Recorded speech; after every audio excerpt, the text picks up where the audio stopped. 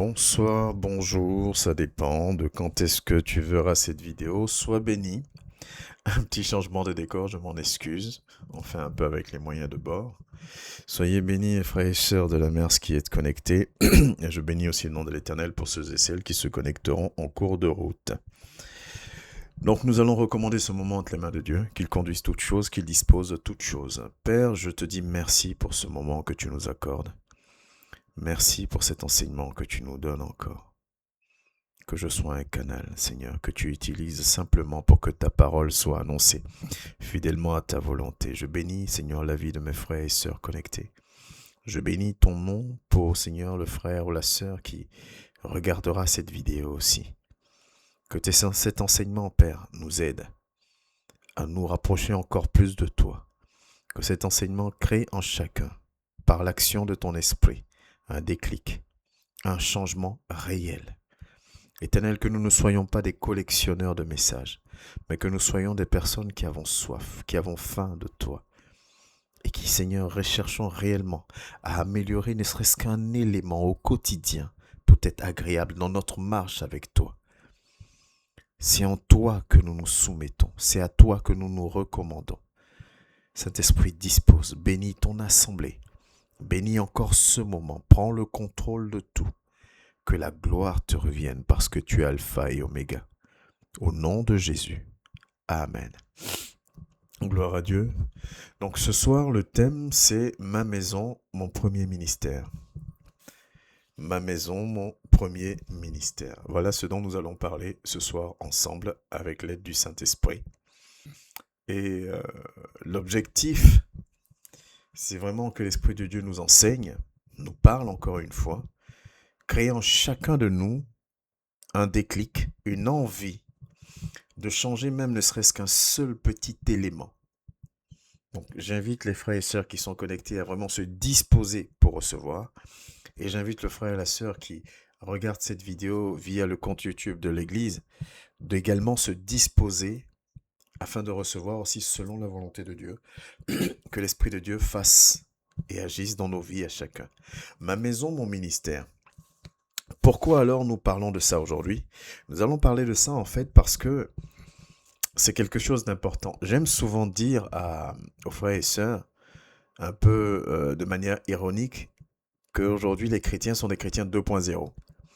Les chrétiens 2.0, c'est-à-dire des chrétiens à qui Dieu parle beaucoup, par qui Dieu agit énormément, qui sont saints, qui sont très spirituels, mais dans leur action, dans leur comportement, dans leur marche au quotidien, sont loin de ce qu'ils proclament ou sont loin de ce que Dieu demande de faire.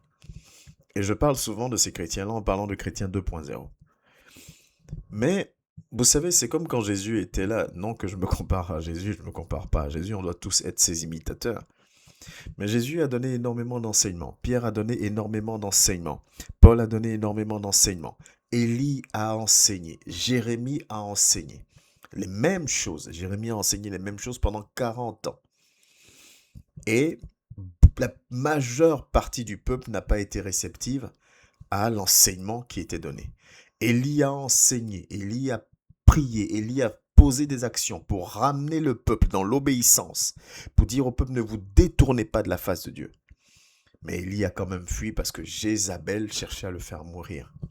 Donc Élie n'avait ni la protection du roi Akab, qui était juif, donc Élie fuit. Donc c'est vrai que ça ne date pas d'aujourd'hui où des enseignements peuvent être donnés et on les entend, on les connaît, mais on ne se sent soit pas concerné ou on continue en tout cas. Ça ne crée aucun déclic en chacun de nous. On continue tel qu'on était.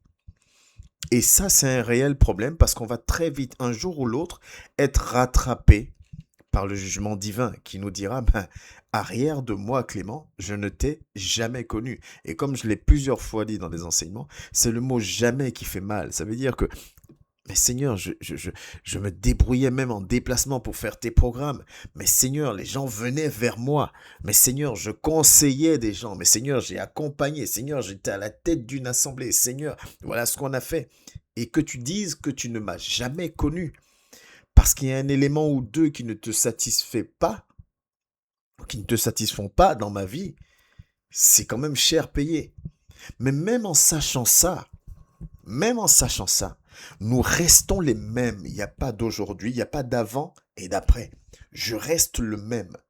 Et ça, c'est triste. Et ça, c'est triste. J'ai pas d'autre terme en fait. Et ma prière, c'est que ces moments de programme d'enseignement, d'études bibliques, nous aident tous au quotidien, réellement, à nous rapprocher de lui. Aujourd'hui, nous allons parler de ma maison, mon premier ministère. Mais cela suscite réellement des interrogations. Moi, j'en ai choisi que deux d'interrogations par rapport à ce que ce thème suscite. Ma maison, mon ministère, ce thème suscite deux interrogations, deux problématiques, peu importe comment toi tu le nommeras, mais deux choses hyper importantes à mon sens. La première chose, c'est l'honnêteté envers moi-même. Ma maison, mon premier ministère, soulève ce problème d'honnêteté envers moi-même. Moi, Clément, moi le docteur Clément. Mon honnêteté, pas vis-à-vis de qui que ce soit, mais envers moi-même. Et le deuxième point, la deuxième problématique, si on peut s'exprimer dans ce sens-là, c'est mon niveau de détermination à être agréable à Dieu. Et avec l'aide du Saint-Esprit, nous allons rentrer dans le détail de ces deux points. On peut prendre plusieurs points, mais j'ai choisi ces deux points-là pour ne pas qu'on se disperse. Parce qu'il faut que nous puissions retenir l'essentiel. Malgré la fatigue, malgré la lourdeur, malgré les difficultés de la vie, malgré, il faut que nous puissions saisir, comment on appelle ça, recevoir quelque chose de consistant, de conséquent, afin de changer. Parce que les temps sont mauvais et les temps sont de plus en plus courts. Et nous n'avons pas d'autre alternative. Et cela est primordial. Ma maison, mon premier ministère, soulève la question de l'honnêteté envers moi-même. Est-ce que je suis honnête envers moi-même? Est-ce que je ne suis pas quelqu'un qui fait semblant? La phrase que j'aime souvent utiliser moi au niveau de l'assemblée, je dis toujours, je ne vais jamais me montrer plus spirituel que je ne le suis. Parce que il est facile de se faire passer pour ce qu'on n'est pas. Mais ce qu'on oublie, c'est que Dieu connaît le réel, Clément. Dieu connaît qui je suis réellement. Même si toi, tu donneras un témoignage du serviteur qui est comme ci, qui est comme ça, lui, il sait dans mon intimité, dans ma maison, il connaît l'état de mon cœur. Et malgré tout l'amour que je te porte ou tout l'amour que tu me portes, ni toi ni moi ne pouvons sauver l'autre. Celui qui est capable de nous sauver, c'est celui-là qui connaît même dans le lieu secret. On va prendre le passage tout à l'heure. Donc j'ai tout intérêt à être vrai, à être honnête envers moi-même. Et la deuxième problématique, on est dans un enseignement biblique, donc je répète ce que j'ai dit, mais la répétition est pédagogique, comme on dit souvent. Ça montre aussi, ça soulève aussi cette interrogation, cette question du niveau de ma détermination à être agréable à mon Dieu. Avançons tranquillement. Le fait de dire ma maison sous-entend mon intimité. Quand on parle de ma maison, on parle de mon intimité. Et dans mon intimité, on peut mettre plein de choses. On peut mettre l'endroit où je vis, c'est-à-dire maison à l'état physique, l'endroit où je vis. Dans mon intimité, mais dans l'endroit où je vis, je peux vivre dans cet endroit avec ma conjointe, avec mon conjoint, ou avec mes enfants, ou peut-être même tout seul, ou avec mon frère, ou avec ma sœur, avec ma mère, avec mon père, avec mon cousin. Mais en tout cas, je parle de mon intimité, mes proches. Amen. Dans le mot maison, voilà ce que cela englobe. Mon intimité, mes proches. Ceux qui sont censés me connaître réellement. C'est autour d'eux, c'est avec eux, c'est mélangé à eux que réside le fondement même de mon ministère, de ma mission. Et quand je parle de ministère, je parle de mission. Ne te dis pas, je ne suis pas concerné, je ne me sens pas concerné parce que je n'ai pas d'appel ministériel sur ma vie. Les 5 ministères, apôtre, prophète, docteur, évangéliste et... qu'est-ce que j'ai pas dit? Je sais plus ce que j'ai pas dit. Apôtre, prophète, docteur, évangéliste et j'ai un trou. Pasteur, merci. Pasteur. Donc, ne te dis pas, je n'ai pas un de ces 5 appels ministériels sur ma vie. Donc, mon premier ministère, je ne me sens pas concerné. Il y a un ministère qui est au-dessus des 5 ministères que je viens de vous citer. Et ce ministère-là, on le retrouve dans Matthieu 26. Allez, faites de toutes les nations mes disciples. Nous avons une mission. Un ministère, un ministre, c'est une personne qui a une mission. J'ai une mission d'annoncer la parole de Dieu. J'ai une mission de gagner des âmes. J'ai une mission d'enseigner, de baptiser, d'arracher des âmes des mains de l'ennemi. Du moment où moi, je me considère, où je me prends, je veux marcher comme disciple de Christ, alors je dois porter du fruit. Comme il dit dans sa parole, vous les reconnaîtrez à leurs fruits. Alors j'ai une mission. Je suis missionné. Donc toi et moi, ayant l'un des 5 ministères ou pas, ayant l'appel d'un des 5 ministères ou pas, nous sommes concernés par ce thème qui, autrement dit, dans mon intimité, mes proches, mes très très proches, ce sont ceux-là qui représentent mon premier ministère. Ceux qui savent qui est le véritable moi, ce sont eux qui représentent mon premier ministère. Mais combien de fois, tu as certainement déjà entendu ça? Ton premier ministère, c'est ça. Le problème, je ne sais pas si je dois dire le problème ou ce que je dois dire concrètement, mais c'est que nous aimons énormément nous faire passer pour nous faire voir, en tout cas, sous notre beau jour. Amen. Il faut qu'on se fasse toujours passer, voir, en tout cas, sous notre beau jour. Quand je suis à l'église, quand je suis au travail, quand je suis avec mes proches et mes amis, il faut qu'on voit le frère souriant, le frère patient, le frère compréhensif, le frère sensible, le frère jovial. Il faut qu'on voit ces choses-là. Mais dans mon intimité, dans ma maison, auprès de ma femme, auprès de mes enfants, auprès de mes frères, auprès de ma mère, de mon père, auprès de ces personnes-là, c'est un tout autre visage, une toute autre personnalité que elles connaissent. Mais à l'extérieur, je suis quelqu'un de blanc, même plus blanc que neige. Et j'oublie une chose en me comportant comme ça, c'est que oui, je peux avoir ce témoignage d'homme calme, doux, ce que tu veux. Mais si ce n'est pas la réalité, parce que la réalité, c'est dans ma maison, quel est le visage que j'arbore. Je peux sortir avec un visage super souriant, super ouvert, accueillant, tout ce que tu veux. Et dans ma maison, même mes enfants ont peur de venir vers moi. Et même, allons un tout petit peu, si je peux dire pire encore, je peux enseigner des choses. Je peux enseigner l'amour, je peux enseigner la tolérance, je peux enseigner la détermination, je peux enseigner la résilience. Et dès que je me retrouve seul ou dans mon intimité ou dans mon cocon proche, je m'effondre. Alors que c'est là où réside mon premier ministère. Et ce que j'oublie ou ce que j'ai du mal à comprendre ou à accepter, peu importe le terme utilisé, c'est que mon Dieu est là, dans le lieu secret, on va le lire dans Matthieu 6,6, et il sait ce qu'il se passe dans le lieu secret. Et c'est sur ça que lui va s'appuyer pour déterminer ou définir qui je suis, qui tu es. Tu comprends maintenant pourquoi ta maison, autrement dit ton intimité, représente ton premier ministère. Parce que je peux paraître tout ce qui est positif à l'extérieur, mais si à l'intérieur, dans mon intimité, dans ma maison, c'est autre chose, je suis faux, je suis fausse. Qu'on aime cette phrase, qu'on aime ce mot ou pas, qu'on l'accepte ou pas, la réalité c'est celle-là. Je vais vous prendre un exemple tout bête. On peut attraper quelqu'un qui a volé, qui récidive, qui vole encore, qui vole. On va lui dire tu es un voleur, tu es une voleuse. Il va dire moi je ne me sens pas voleur, je ne suis pas un voleur, je ne veux pas qu'on parle de moi comme ça, et ainsi de suite. N'empêche que tu le veuilles ou non, tu n'arrêtes pas de récidiver et donc tu es un voleur.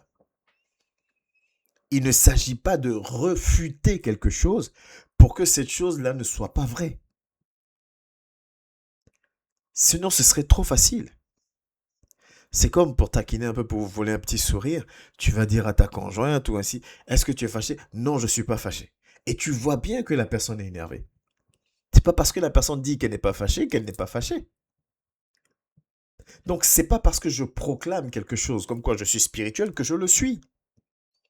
C'est pas parce que je fais croire à tout le monde que je suis souriant, jovial, patient, source de paix, aimant, tout ce que vous voulez, mais dans mon intimité, je suis quelqu'un d'autre que je le suis vraiment.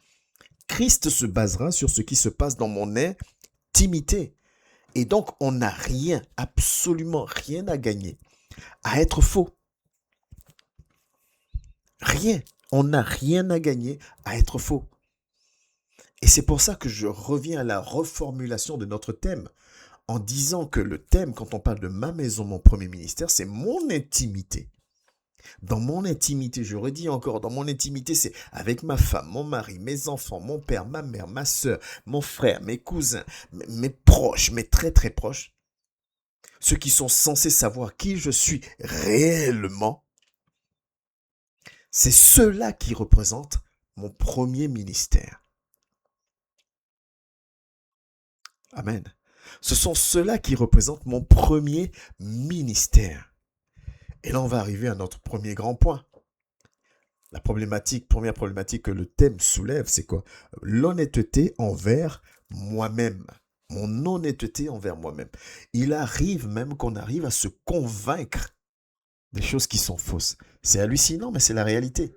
Des personnes qui vont arriver à se convaincre de leurs mensonges, se convaincre de leur dualité. Autrement dit, ces personnes arrivent à se convaincre elles-mêmes que bah, elles sont bien, elles sont parfaites, elles n'ont pas de soucis, elles n'ont pas de problème. Parce qu'on dit, mais moi, à l'extérieur, les gens viennent vers moi, les gens sont comme ci, les gens sont comme ça, mais à l'intérieur, ton mari ne peut pas venir vers toi, ta femme ne peut pas venir vers toi, tes enfants ne peuvent pas venir vers toi. Il y a un problème. Il y a un problème. Et si tu es honnête envers toi-même, si tu es sincère envers toi-même, tu comprendras que il y a quelque chose qui ne va pas. Même si c'est un parcours, même si c'est une position qui n'est pas simple, c'est quelque chose que nous devons comprendre et accepter afin de pouvoir grandir, afin de pouvoir évoluer, afin de pouvoir passer un cap en tant qu'enfant de Dieu. Je serai jugé sur la véritable transformation.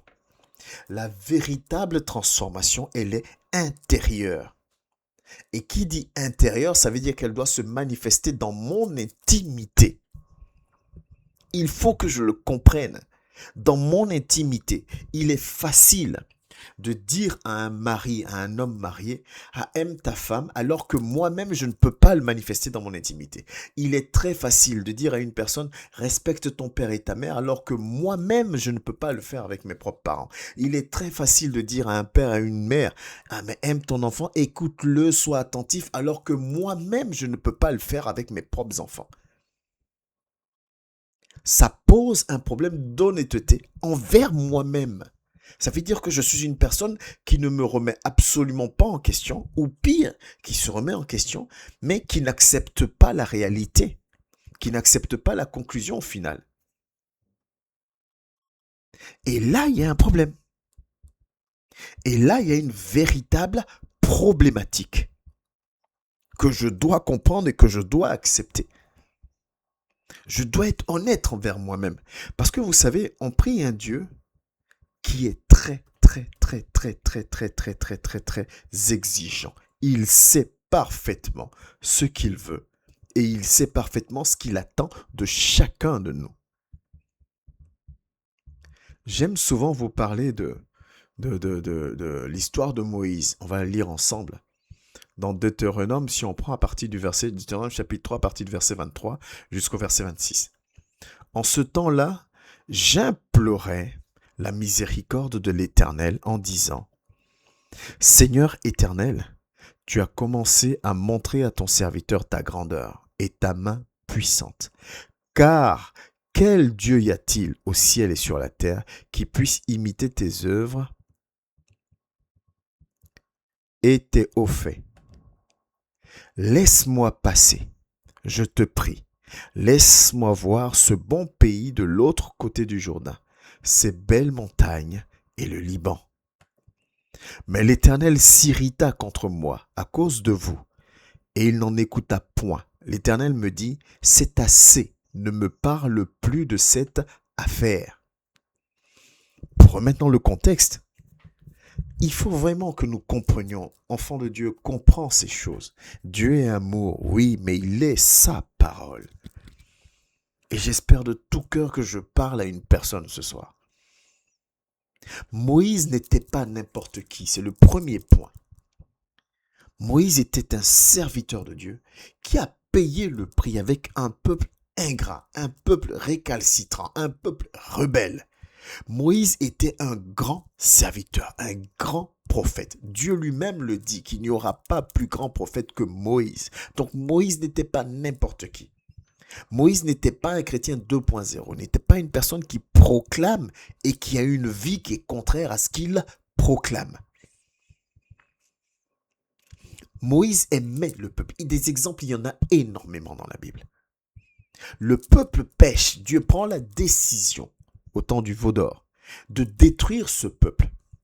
Dieu dit à Moïse, ton peuple a encore péché. Moi, je vais les détruire. Je vais tout recommencer avec toi parce que toi, tu m'es agréable. Moïse a l'approbation, le cachet, la validation de Dieu lui-même. Et la première pensée qui vient dans l'esprit de Moïse, c'est d'implorer Dieu pour qu'il épargne le même peuple qui le fatigue. Aujourd'hui, es-tu capable de prier pour que Dieu fasse grâce à celui qui te martyrise, à celui qui ne t'écoute pas, à celui qui te combat injustement? Au contraire, tu vas prier pour que cette personne-là vive des moments difficiles pour dire « Oui, mais moi, je suis un serviteur de Dieu, on ne me touche pas. » Tu vas limite te réjouir. On n'aime pas trop quand on parle. Non, moi, je ne me réjouis pas, machin truc. Oui, mais quand on va te dire « Ah, telle personne passe dans les difficultés. » Voilà, j'avais dit. Mais non, Moïse qui avait la capacité, Dieu lui dit, moi je vais éradiquer ce peuple, je vais tout recommencer par toi. Moïse prend 40 jours de jeûne pour implorer le pardon d'un peuple récalcitrant. Voilà de qui on parle, Moïse. Moïse a passé toute la dernière partie de sa vie dans le désert. Moïse va frapper le rocher avec le bâton au lieu de parler au rocher comme Dieu lui a demandé de le faire. Et à cause de cela, il va se passer ce qu'on vient de lire dans Deutéronome 3 du verset 23 au verset 26. Dieu va dire, tu ne rentreras pas à Canaan. Est-ce que je sais quel Dieu je sers? À chaque fois que je suis en train de me faire passer pour qui je ne suis pas, et dans mon intimité, je ne fais aucun effort pour être selon la volonté de Dieu. Et dans ma maison, avec mes frères, avec mon épouse, avec mon époux, avec mes enfants, avec toute ma famille ou mes potes, je ne fais pas d'effort pour respecter, me soumettre à la volonté de Dieu. Est-ce que je sais avec qui je suis en train de jouer? Dieu va lui dire, tu n'entreras pas. Il dit, tu ne rentreras pas à Canaan. On l'a lu. Il dit quoi? Si je remets le passage, juste pour aller un tout petit peu vite. Laisse-moi passer, je te prie. Dans certaines versions, c'est mis, je te supplie. Laisse-moi voir ce bon pays. Après tout ce que je vous viens de vous citer. Humainement, on va dire, mais Moïse méritait au moins ça. Dieu a été un peu trop dur. Mais Dieu est Dieu. Et la parole de Dieu, dans le verset 26, est dure quand même. Dieu va s'irriter, s'énerver après Moïse pour terminer en disant, ne me parle plus de ça, c'en est assez. J'ai pris ma décision c'est ma décision. Tu vas l'appliquer. Point. Seigneur, on parle de Moïse. Tout comme Jérémie, tu l'as convaincu d'être à ton service. Combien de fois le peuple a été récalcitrant? Tu laisses ce peuple-là rentrer à Canaan. Et Moïse, à cause de ça, tu ne permets pas qu'il rentre.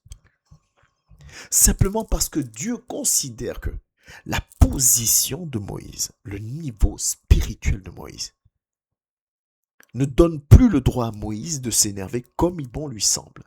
Ne donne plus le droit à Moïse d'agir comme bon lui semble. Est-ce que tu comprends ce que je te dis comme enseignement?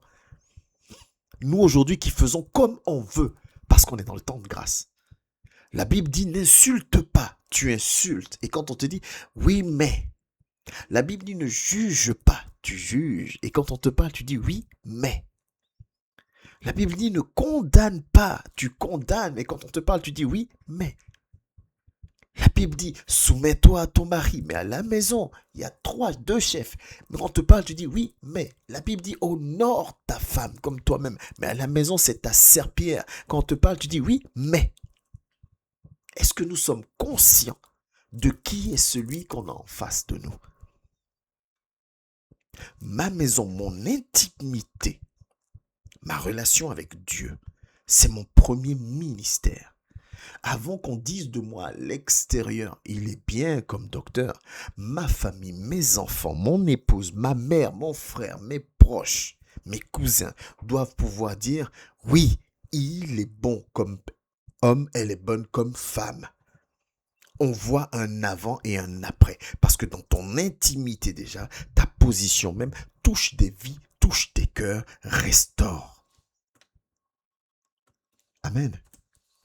Et c'est ça que nous devons impérativement comprendre, serviteurs et servantes de l'Éternel. C'est ça que nous devons comprendre. Prenons un passage encore. Dans Luc 12 au verset 48, la parole de Dieu nous dit ceci. Mais celui qui, ne l'ayant pas connu, a fait des choses dignes de châtiment, sera battu de peu de coups. On demandera beaucoup à qui l'on a beaucoup donné, et on exigera davantage de celui à qui l'on a beaucoup confié. Ce passage, je vais le laisser afficher un tout petit peu. Plus tu montes spirituellement, plus le niveau d'exigence de l'Éternel monte aussi. On vient de lire l'histoire de Moïse. Plus tu montes, tu es consacré, docteur. Tu es consacré, je ne sais pas quoi. Tu pries, tu te soumets à Dieu, alors plus son niveau d'exigence monte aussi. Plus il est strict avec toi en te disant, tu n'as plus le droit de parler comme ça. Tu n'as plus le droit d'agir comme ça. Tu n'as plus le droit de te faire justice toi-même. Tu n'as plus le droit de faire. Il faut que je le comprenne, mais ça c'est quelque chose qui relève de mon intimité. Tu n'as même plus le droit d'être dans la justification. Il dit une chose. Il y a quelque chose qu'il faut que je comprenne dans ce passage. C'est pour ça que je laisse afficher. Il dit quelqu'un, autrement dit, la première partie, mais celui qui, l'ayant pas connu, a fait des choses dignes de châtiment, sera battu de peu de coups. Ça veut dire quoi? La personne qui n'a pas ce niveau spirituel-là, qui est méchant, qui te fait du mal, qui te critique, qui te veut du mal, qui te cherche pour rien, cette personne-là sera légèrement sanctionnée. Mais toi, il sera super exigeant avec toi. Est-ce qu'on est conscient de ça? L'autre veut te faire du mal, parce que l'autre n'est pas affermi dans la parole. L'autre, la Bible ne l'intéresse pas, Dieu ne l'intéresse pas. Il te fait du mal. Toi, tu réagis aussi par le mal. C'est à toi que Dieu demandera des comptes. Il te tiendra encore plus rigueur à toi, parce qu'il sera demandé beaucoup à ceux à qui on a beaucoup donné. Seigneur, je veux les dons spirituels. Seigneur, je veux entendre ta voix. Seigneur, je veux prier, puis les malades seront guéris. Seigneur, je veux pouvoir enseigner. Seigneur, je veux être serviteur, je veux être cette servante. Alors, sois conscient et consciente aussi que le niveau d'exigence de Dieu monte aussi avec ces choses. Tu n'as plus le droit de te faire violence. Tu n'as plus le droit de juger. Tu dois faire attention à ce que tu dis, à ce que tu fais. Moïse n'est pas rentré à Canaan parce qu'il a frappé le rocher avec son bâton, alors que Dieu lui a demandé de parler au rocher. Moïse, je vous ai fait un petit résumé de qui était Moïse, que vous savez déjà. Est-ce que moi, ma vie, là, fait le poids par rapport à celle de Moïse? Moïse a eu son salut, il n'est juste pas rentré à Canaan. Mais ça lui tenait à cœur. Mais moi, ma vie aujourd'hui, est-ce que je suis sûr que ma vie fait le poids? Est-ce que je suis sûr de cela? Il n'y a absolument pas d'intérêt à faire semblant. Je n'ai rien à gagner à être différent dans mon intimité, dans ma maison, et d'être le plus gentil du monde à l'extérieur, le plus compréhensible, si fin et la plus compréhensive du monde à l'extérieur. Et tu sais pourquoi? Parce que ça, Matthieu 6, verset 6. Et j'espère de tout cœur que je parle à un frère et une sœur. Mais quand tu pries, entre dans ta chambre, ferme ta porte et prie ton Père qui est là dans le lieu secret. Père qui voit dans le secret te le rendra. Je pense que quand on lit la Bible des fois, même pas je pense, on tire tous ce qui nous arrange. Dans le lieu secret. Autrement dit, à un tel, une telle, je peux montrer la facette de moi que je veux. Mais il me connaît dans le secret. Il sait comment je me comporte en tant qu'époux. Il sait comment je me comporte en tant qu'épouse quand je suis dans les quatre murs. Il sait comment je me comporte en tant que père quand je suis dans mes quatre murs. Il sait comment je me comporte en tant que mère quand je suis dans les quatre murs. Il sait comment je me comporte avec mon père, avec ma mère, avec mes proches. Il le sait et il en tient compte. Votre Père qui est dans le lieu secret vous le rendra. Ma maison, mon intimité, mon premier ministère. Amen. Ma maison, mon intimité représente mon premier ministère. Si je n'arrive pas dans ma maison à marcher selon la volonté de Dieu, si je n'arrive pas dans mon intimité à manifester cet amour qu'on trouve dans 1 Corinthiens 4, 1 Corinthiens 13 du verset 4 au verset 7, si je n'arrive pas à manifester dans mon intimité ce pardon dont Christ parle, si je n'arrive pas dans mon intimité, dans ma maison, à honorer mon mari, à honorer ma femme, si je n'arrive pas dans mon intimité à ne pas irriter mes enfants, si je n'arrive pas dans mon intimité à travailler sur ma manière de parler, ma manière d'agir, ma manière de donner envie à mon épouse, à mon époux, à mes enfants, à ma mère, à mon père, d'avoir envie de se connecter à mon Dieu, si je ne suis pas un témoignage positif dans mon intimité, dans ma maison, tout ce que je fais est vain. Est-ce que je parle à un homme, je parle à une femme? Tout ce que je fais est vain. Et ça demande de l'honnêteté envers soi-même. Je dois être vrai dans mon intimité. Amen.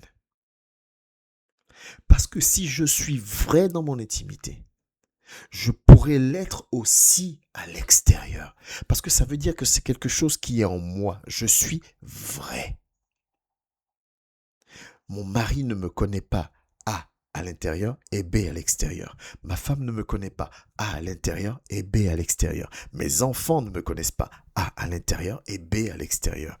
Ma mère ne me connaît pas A à l'intérieur et B à l'extérieur. Mon père ne me connaît pas A à l'intérieur et B à l'extérieur. Je suis A partout où je suis. Je suis gloire de Dieu partout où je suis. Je suis disciple de Christ partout où je suis. L'exigence de ce Dieu est au beau fixe. L'exigence de ce Dieu est au beau fixe. Luc 12, verset 48. Il sera demandé beaucoup à ceux qui ont reçu. Matthieu 6, 6, il est là dans le lieu secret et il connaît tes pensées. Il connaît toutes choses. Ton ministère, ta mission, les premières personnes qui doivent expérimenter et témoigner de ta transformation, témoigner du fait que tu es un disciple, une disciple de Christ ou une personne qui veut réellement lui être agréable, c'est ton intimité. C'est ton intimité. Et donc avoir cette double facette remet en question l'honnêteté que tu as vis-à-vis de toi-même. Parce que si on est honnête, il n'y a pas d'enfant au milieu de nous. Tu sais très bien comment tu es. Je sais très bien comment je suis.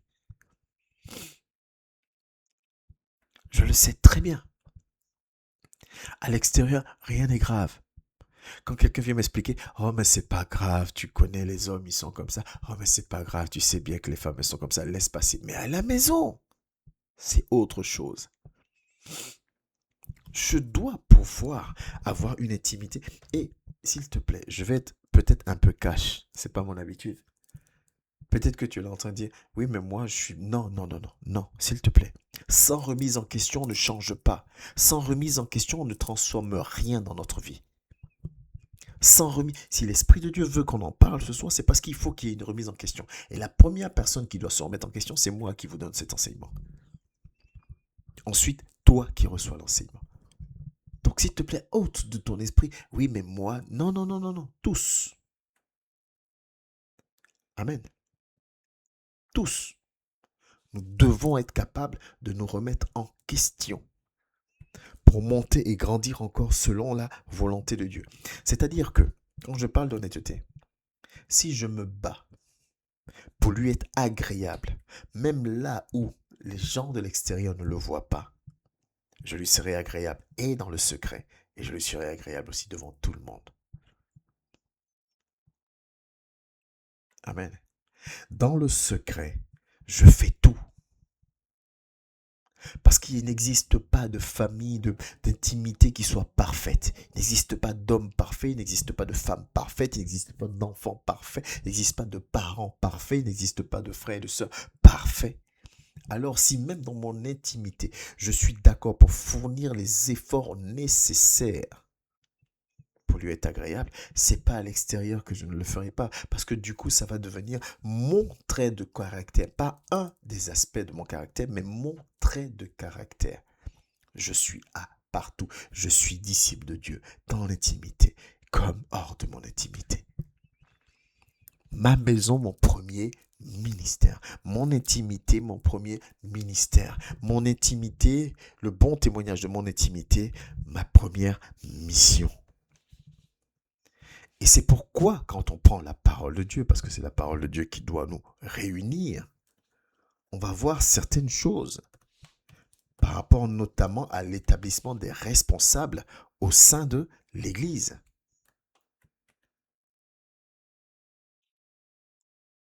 Amen.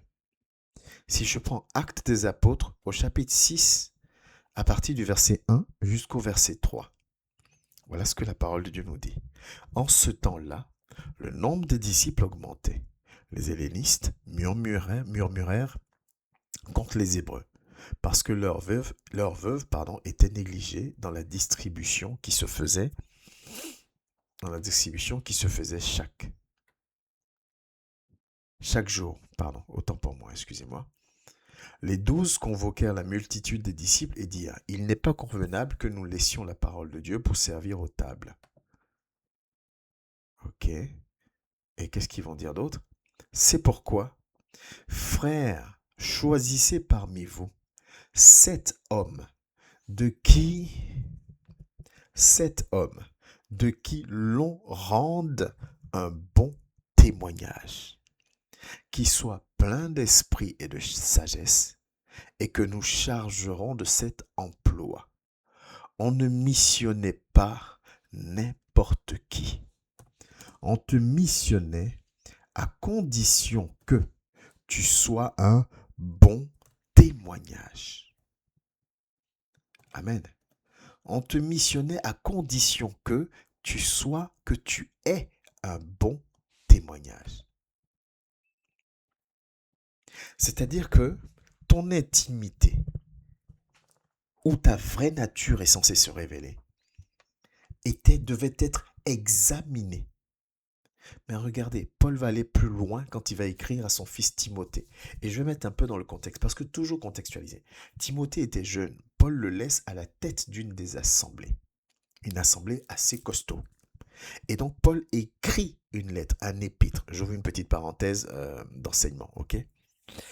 Dans les écrits de Paul qu'on appelle les épîtres de Paul, qui sont des lettres de Paul, on a les épîtres aux églises, qu'on connaît tous, Romains, Galates, ainsi de suite, et on a des épîtres pastoraux, autrement dit, des épîtres qu'il écrit à des serviteurs précisément. Donc Timothée et Tite.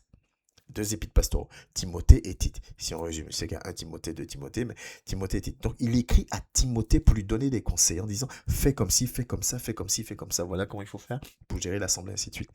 Et il va donc dire à Timothée comment faire pour établir des gens dans une assemblée. Quelles sont les règles à suivre? Comment il faut faire pour être sûr que la parole soit annoncée, pour être sûr que l'assemblée soit selon la volonté de Dieu, que l'assemblée avance encore et encore selon la volonté de Dieu.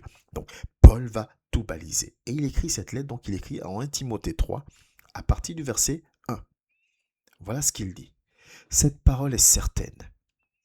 Si quelqu'un aspire à la charge d'évêque, dans d'autres versions, c'est à la charge de responsable.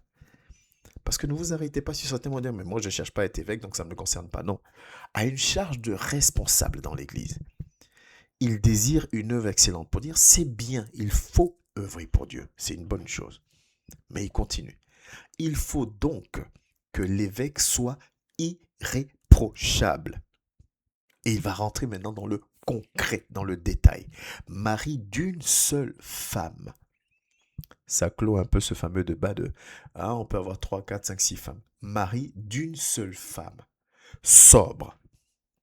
Sobre, c'est-à-dire posé.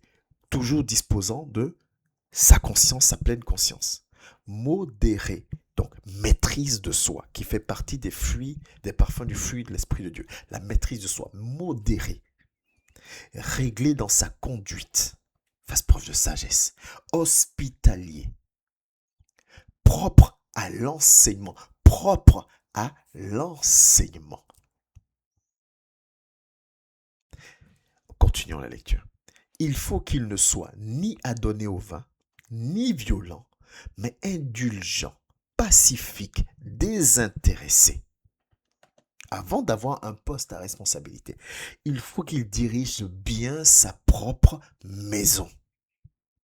Il faut qu'il dirige bien sa propre maison, qu'il soit vrai à l'intérieur comme à l'extérieur. Et qu'il tienne ses enfants dans la soumission et dans une parfaite honnêteté. Que cette promptitude qu'il doit avoir à l'enseignement à l'extérieur, que cet enseignement soit visible aussi dans sa maison. De la même manière qu'il peut enseigner aux frères et sœurs de l'extérieur, il doit être capable d'enseigner ses enfants, être capable d'enseigner son épouse, être capable d'enseigner dans sa maman. Il doit être capable de le faire dans son intimité. Continuons la lecture. Car si quelqu'un ne sait pas diriger sa propre maison, comment peut-il prendre soin de l'Église de Dieu? Ce n'est pas moi qui le dis. S'il te plaît, ne soyons pas les chrétiens qui prenons ce qui nous arrange. Ne soyons plus les chrétiens qui pensons qu'on est au top du top. Ça ne nous apporte rien. Soyons des hommes et des femmes qui savons nous remettre en question, qui savons reconnaître là où il y a des axes d'amélioration, il y a des choses à travailler. Paul dit à Timothée, car si quelqu'un ne sait pas diriger sa propre maison, comment peut-il prendre soin de l'Église? Parce que dans ta maison, dans ton intimité, tu auras les mêmes combats que tu as à l'extérieur. Tu auras ton frère qui ne te comprendra pas. Tu auras ton enfant qui ne te comprendra pas. Tu auras ta femme ou ton mari qui n'est pas comme tu attends. Tu auras tel. Donc si tu n'es pas capable d'appliquer la parole de Dieu dans ton intimité, comment tu vas le faire à l'extérieur? Tu vas passer ta vie à jouer la comédie. Alors que la comédie ne te sauvera pas. On a lu dans Matthieu 6 que Dieu connaît ce qui se passe dans le lieu secret. Car si quelqu'un ne sait pas diriger sa propre maison, comment peut-il prendre soin de l'Église de Dieu? Il faut être vrai. Il ne faut pas qu'il soit un nouveau converti, de peur qu'en fait d'orgueil, il ne tombe sous le jugement du diable. Un nouveau converti est encore dans l'apprentissage. Il est encore en train d'affermir ses bases. Et cette erreur-là, on l'a faite. Nous, on l'a faite au niveau de la MERS. D'établir de nouveaux convertis et ce qui a créé, en fait, des problèmes après. Mais Dieu est bon. Il ne faut pas que la personne soit un nouveau converti parce qu'il faut que la personne soit affermie. Et dans son intimité. Et à l'extérieur. Continuons. Il faut aussi qu'il reçoive un bon témoignage de ceux du dehors. Donc, on commence par l'intérieur. On commence par la maison. On commence par l'intimité avant de parler de l'extérieur. On commence par l'intérieur.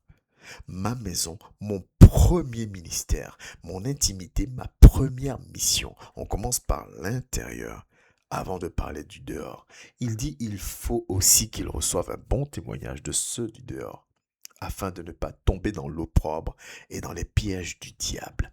Comme j'ai dit souvent au corps pastoral, Une fois que vous êtes présenté en tant que serviteur ou servante de Dieu, oui, le peuple vous reconnaît en tant que tel, mais le peuple va vous observer aussi. Gagnez vos galons. Gagnez vos galons à l'extérieur, mais premièrement à l'intérieur. Gagnez vos galons. Gagnez vos galons. Un responsable qui pleure parce qu'on ne me respecte pas ou qui pleure parce qu'on ne m'écoute pas, ainsi de suite. Gagne tes galons. La mission, elle est telle qu'elle est. Elle n'est pas simple. Nul n'est prophète chez soi. Pour dire quoi? Les combats existent partout et à tous les niveaux. Je continue la lecture. Il faut aussi qu'ils reçoivent un bon témoignage de ceux du dehors, afin de ne pas tomber dans l'opprobre et dans les pièges du diable. Les diacres aussi doivent être honnêtes, éloignés de la cupidité, de la duplicité, des excès de vin, d'un grain sordide, conservant le mystère de la foi dans une conscience pure. Qu'on les éprouve, voilà le passage que j'ai cherché, qu'on les éprouve d'abord et qu'ils exercent ensuite leur ministère s'ils sont sans reproche. Qu'on les éprouve d'abord, testez-les.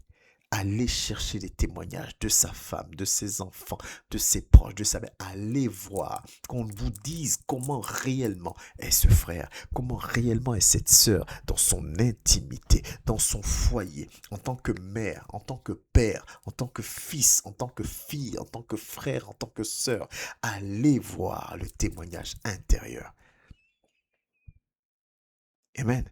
Qu'on les éprouve d'abord, qu'ils exercent ensuite leur ministère. S'ils sont sans reproche, s'ils ont compris que leur maison est leur premier ministère. Les femmes de même doivent être honnêtes, parce qu'on parle beaucoup des hommes, mais j'aime bien cette partie-là. C'est pas que les hommes. Les femmes de même doivent être honnêtes, non médisantes, sobres, fidèles en toutes choses.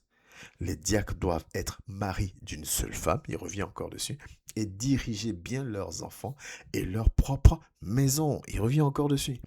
Car ceux qui remplissent convenablement leur ministère s'acquièrent un rang honorable et une grande assurance dans la foi en Jésus-Christ.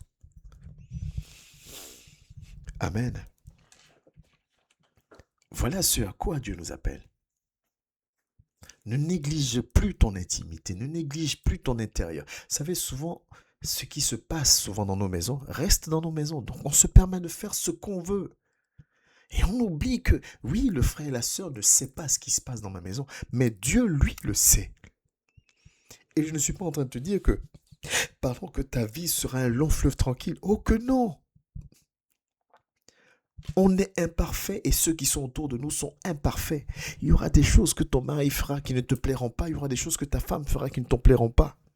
Mais de la même manière que tu enseignes à l'extérieur qu'on doit faire preuve de pardon, de discipline, d'amour et de paix, fais-le dans ta maison. Sois source de paix dans ta maison, dans ton intimité. Qu'on arrête de te définir comme étant celui qui a la grande gueule dans la famille. Qu'on arrête de te définir comme le plus colérique de ta famille. Et puis à l'extérieur, tu as le sourire qui arrive jusqu'aux oreilles.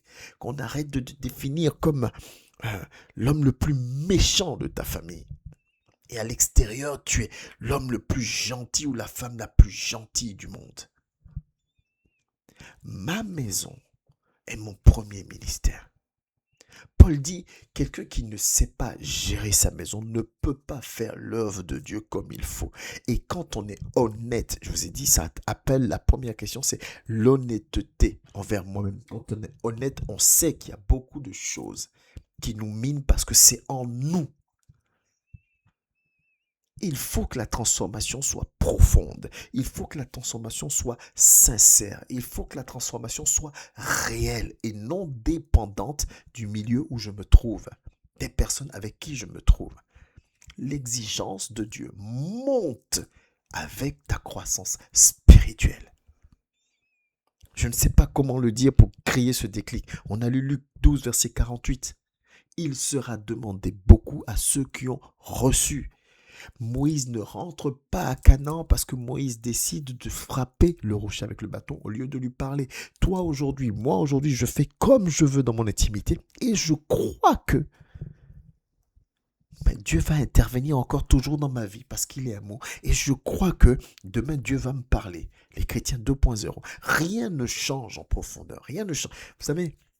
Vous avez même des gens, des femmes, qui vont respecter 10 fois plus le serviteur de Dieu que leur mari. Vous allez avoir des gens qui vont délaisser leurs enfants, qui vont délaisser leur famille au profit de l'église, mais ils attendent que le mari ou l'épouse soit compréhensif, ainsi de suite. Non, tu dois savoir prendre soin de ta maison. Parce que quand tu enseigneras ta maison, quand tu conduiras ta maison selon la volonté de Dieu, ta maison sera un renfort, une force supplémentaire pour toi vis-à-vis des gens de l'extérieur. On a besoin les uns des autres. Et prioritairement, j'ai besoin d'être vrai. J'ai besoin de changer mon regard sur l'autre. J'ai besoin de changer mon regard sur mes enfants. J'ai besoin de changer mon attitude envers l'autre parce que Christ voit ces choses. Et c'est même les choses par rapport auxquelles il prend le plus acte dans ma marche. Je ne peux pas être l'homme le plus méchant, le plus mauvais avec ses enfants, avec son épouse, et à l'extérieur être tout sourire, tout gentil. Je vais peut-être mentir aux gens, arriver même à convaincre certaines personnes de cela, mais Christ n'est pas dupe. Pourquoi nous les chrétiens 2.0 aujourd'hui, nous manquons autant d'honnêteté envers nous-mêmes? Amen. La deuxième problématique, je vous ai dit ça, c'est que ce thème soulève aussi la notion du niveau de détermination. Quand on ne voit pas certaines choses, on a tendance à les cacher. Mais si même ce qui reste secret, j'accorde énormément d'importance à bien faire les choses dans ce qui est secret, ça veut dire que je suis vraiment déterminé. Est-ce que tu comprends ce que je veux te dire? Si je m'efforce à respecter la parole de Dieu, à pardonner à mon épouse, à pardonner à mon époux, à pardonner à mes enfants, à être présent, à être amoureux et tout, je m'efforce de faire ces choses dans les 4 murs de ma maison. Il n'y a pas de témoin, il n'y a pas de public. Ça veut dire que je mets un niveau d'exigence très très haut dans mon désir d'être agréable à Dieu. Je ne fais pas semblant. Je sais qu'il est là, alors je fais l'effort. Je fais l'effort d'être cette femme soumise selon la volonté de Dieu. J'ai dit bien selon la volonté de Dieu. Je fais l'effort d'être cet homme-là qui élève sa femme selon la volonté de Dieu. Je fais l'effort d'être ce parent-là qui n'irrite pas ses enfants. Autrement dit, qui cherche, qui prie pour eux, qui cherche des voies et moyens pour les emmener à Christ. On peut faire le maximum pour aller sauver des âmes dehors. Et puis nos enfants, nous-mêmes, on les abandonne. Ah, ils n'écoutent pas. Oh, il est trop jeune. Oh, il est comme si. Non, on ne peut pas tourner les talons à nos proches et être là à prendre les coups pour les autres. Christ nous appelle à comprendre ces choses. Si je ne peux pas gérer ma maison, si je ne peux pas annoncer la parole dans ma maison, dans mon intimité, à ma mère, à mon père, alors comment je le fais à l'extérieur? Comment je le fais à l'extérieur? Il faut que j'arrive à le comprendre. Et vous voyez, on va prendre un passage, on va aller dans le livre de la Genèse. Si vous permettez, Genèse chapitre 2, oui c'est ça, chapitre 2. Et on va lire du verset 23 au verset 24. Un passage que tu connais, hein, que tu connais même très très bien. Dieu crée Ève. Il plonge Adam dans le sommeil et il crée Ève. Adam se réveille et comme vous savez tous, voilà ce qu'Adam dit. Et l'homme dit, voici cette fois, celle qui est os de mes os et chair de ma chair. On l'appellera femme parce qu'elle a été prise de l'homme. Et si on continue la lecture au verset 24, c'est pourquoi, ce verset 24-là, on le néglige trop souvent. C'est pourquoi l'homme quittera son père et sa mère et s'attachera à sa femme et ils deviendront une seule chair. Pourquoi je conclus par ça? Parce qu'on va rentrer dans une série d'enseignements sur le couple. On va rentrer dans cette série d'enseignements-là. Devenir une seule chair avec quelqu'un qui est différent de toi, comme Paul dit. L'homme et la femme ont des manières de fonctionner différentes. L'homme et la femme ont des sensibilités différentes. Des fois, on vient de pays différents, de cultures différentes. On a des histoires différentes. On a des vécus différents. On a des personnalités différentes. Et on doit devenir une seule chair. Quand on donne ce passage à l'église pendant les mariages, tout le monde crie « Ouh, amen, amen, amen ». Mais on ne se rend pas compte du challenge que cela est. Mais l'objectif dans la vision première de la création, de ce qu'on appelle aujourd'hui le mariage, à l'époque on parlait d'union entre un homme et une femme, Dieu dans sa vision, c'était que l'homme et la femme deviennent une seule chair, un regard, une manière de penser, une complémentarité sans faille. Sans faille. C'est pas quelque chose qui se fait comme ça se construit. L'homme et la femme, soumis à Dieu, ça se construit. C'est pour ça qu'on dit souvent, que j'aime souvent dire, la décision d'aller en mariage n'est pas une décision à prendre à la légère. Parce que tu vas lier ta vie à quelqu'un. Et vis-à-vis de cet engagement-là, Dieu attend énormément puisqu'il a instauré cela dans un objectif bien précis. Moïse va se marier à une étrangère alors qu'à cette époque-là, c'était interdit. Mais c'est cette femme étrangère qui va sauver la vie de Moïse. Si vous lisez un tout petit peu la Bible, quand Dieu va appeler Moïse à son service, que Moïse va accepter, la Bible dit que la même nuit-là, Dieu va envoyer un ange pour venir faire mourir Moïse. Et c'est sa femme qui va le sauver. La complémentarité. Sa femme va le sauver en circoncisant leur fils et en prenant le sang, en mettant sur Moïse, en disant « celui-là, c'est mon époux ». Et c'est comme ça que Dieu va épargner la vie de Moïse. Ne me demandez pas, mais pourquoi Dieu appelle Moïse, machin, tu dis, oui, mais parce que c'est comme ça qu'il est. On a eu cet enseignement, je crois, c'est dimanche. Soyez toujours joyeux. Tu passeras par des épreuves. Dieu te fera passer par des épreuves pour éprouver ta foi, pour éprouver ta détermination. Moïse n'aurait pas eu cette femme à ses côtés. Moïse serait mort. Elle n'était pas parfaite. Elle était même étrangère au peuple juif, ce qui était interdit. Ton époux et toi, ensemble, vous devez être une force. Mais c'est aussi pour ça que l'ennemi vous combat. C'est aussi pour ça que l'ennemi combat le couple. Parce que tu ne pourras pas être cette force, cet homme accompli, cette femme accomplie. Et donc, si tu es accompli et qu'elle est accomplie, vous êtes tous accomplis, vous allez faire boum spirituellement dans le monde, à l'extérieur. Parce qu'intérieurement, vous êtes accompli. Il faut que toi et moi, nous puissions comprendre ces choses-là. Il faut que je chasse de mon esprit, de mon cœur, de mes pensées. Oh oui, il faut que nous chassions de nous que nous sommes au top. On a forcément des éléments à travailler. Oh, quand je dis des éléments, je suis gentil. On a forcément des éléments à travailler. On a forcément des axes d'amélioration énormes. Le fait que tu fasses ces efforts-là dans ton intimité montre le niveau de détermination que tu mets à plaire à ton Dieu. Et cette détermination, les efforts que tu fais de marcher selon la parole de Dieu dans ton intimité, dans ta maison, font de toi un homme, une femme honnête vis-à-vis de Dieu et vis-à-vis de lui-même ou d'elle-même. Il faut que nous puissions comprendre ces choses. C'est très important. Il faut que, nous les comprenions et que nous nous soumettons à ces choses. C'est primordial. C'est primordial. Ma prière, c'est que l'Esprit de Dieu nous aide vraiment, réellement. Parce qu'il n'est pas venu, il n'a pas été accordé en vain. L'Esprit de Dieu est là parce que la mission n'est pas simple.